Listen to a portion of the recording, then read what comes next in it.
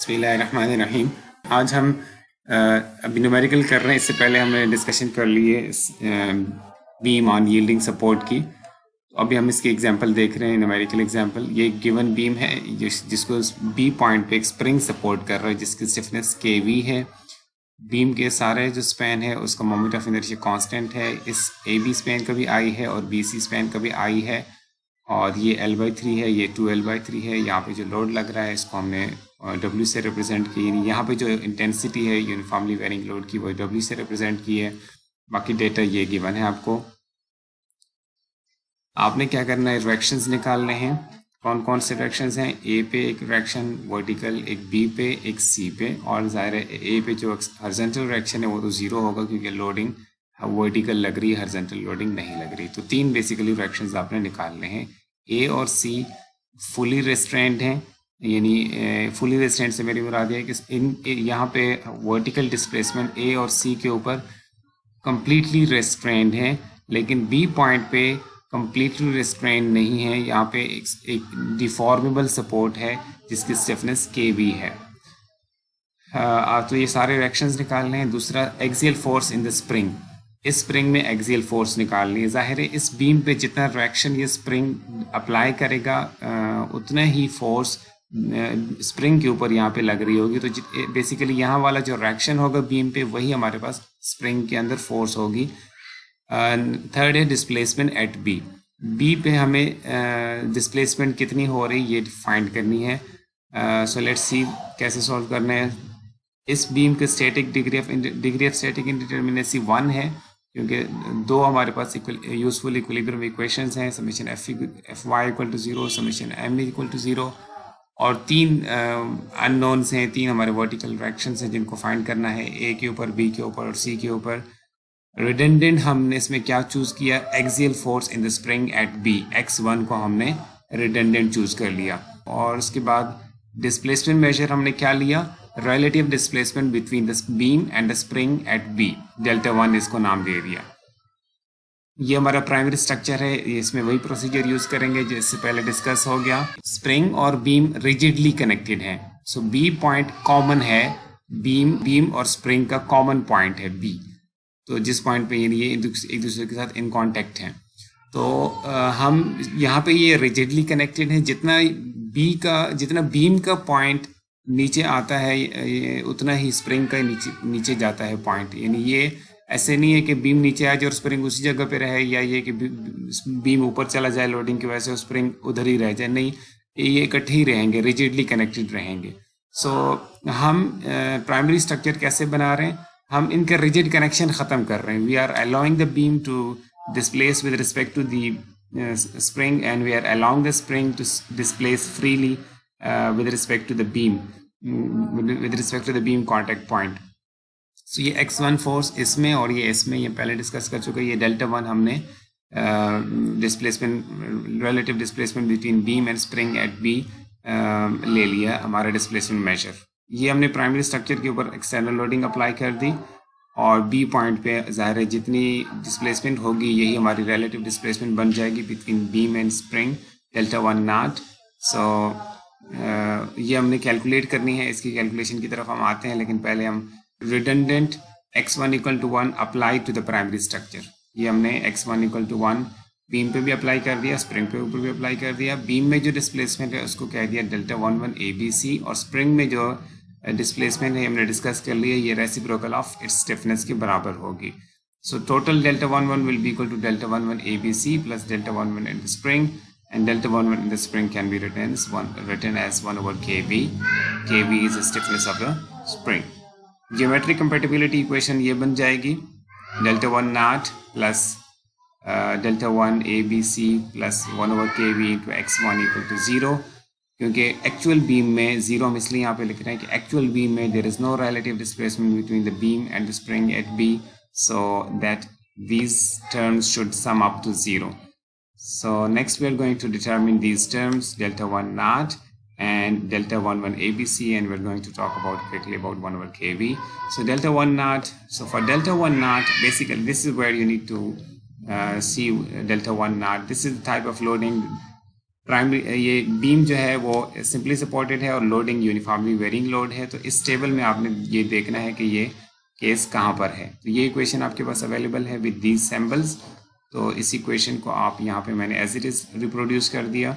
अब हमारे पास जो सिंबल्स हैं वो हमने इसमें इंसर्ट कर दिए। डेल्टा 1 नॉट फाइंड कर रहे हैं, W नॉट की जगह W पुट कर दिया, x की जगह L/3 इसलिए पुट कर दिया कि हम जहाँ पे डिस्प्लेसमेंट फाइंड कर रहे हैं एट B पॉइंट वो हमारे ऑरिजिन से L/3 डिस्टेंस के ऊपर, यानी हम x is equal to L/3 in our case.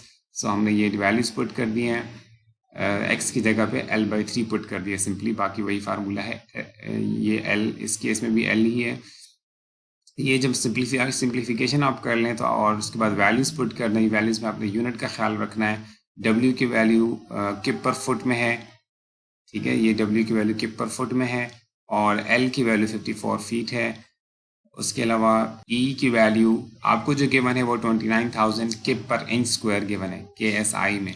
तो हमने उसको किप पर फुट स्क्वायर में कन्वर्ट करना था to be compatible with the rest of the units, क्योंकि हम किप्स और फीट में इस वक्त काम कर रहे हैं। इसी तरह 400 जो है वो इंच रेस्ट पर 4 में गिवन था, तो हमने उसको फुट रेस्ट पर 4 में कन्वर्ट कर दिया बाय यूजिंग दिस फैक्टर। और फाइनल आंसर भी इसलिए हमारा फीट में आ गया 1.216 फीट। हमने इसको इंचेस में कन्वर्ट किया 14.6 इंच। और ये डिस्प्लेसमेंट की सेंस क्या थी? टुगेदर, ये देखिएगा, ये सेंस इसकी टुगेदर। दिस बीम का ये वाला जो पॉइंट है B point, it is displacing towards the spring, so it is relative displacement together, and we are going to treat relative displacement apart as positive, so this will be treated as negative. जब हम equation geometric compatibility equation में value put करेंगे delta 1 naught की, तो with this negative sign put करेंगे। For delta 11 ABC आपको ये है डेल्टा 11 ABC, ये सिंपली सपोर्टेड बीम है, एक पॉइंट लोड इसके ऊपर लग रहा है। तो इसके लिए आपको इस टेबल में ये वाला जो है ये वाली रो आपसे रेलेवेंट है। इसमें हमारे केस में हम इसी है ये इक्वेशंस 2 क्यों लिखी हुई हैं। अगर आप डिस्प्लेसमेंट फाइंड कर रहा हूँ A और इस पॉइंट लोड के बीच में, तो आपका x जो है, x वो पॉइंट है जहाँ आप डिस्प्लेसमेंट फाइंड कर रहे हो, तो आपका x बिटवीन 0 एंड A रहेगा। और अगर आप between this point load and B support find कर रहे हो, तो आपका जो x है that would be greater than A and less than L of course. So हम जो फाइंड कर रहे हैं वो हमें जहाँ पे लोड लग रहा है उसी जगह पे, उसी के एग्जैक्टली नीचे हम फाइंड करने जा रहे हैं। जहाँ लोड लग रहा है, ये हमारा जहाँ पे लोड लग रहा है इसी जगह पे हम डिस्प्लेसमेंट फाइंड करने जा रहे हैं। हमारे केस में x जो है वो A के इक्वल है, तो हम यहाँ पे आपको इक्वलिटी साइन यहाँ भी नजर आ रहा है, यहाँ भी नजर आ रहा है, तो इसका मतलब है हम इनमें से कोई एक इक्वेशन कोई भी यूज करना चाहें हम यूज कर सकते हैं। तो ये दो मैंने एज इट इज़ रिप्रोड्यूस कर दिए टेबल से।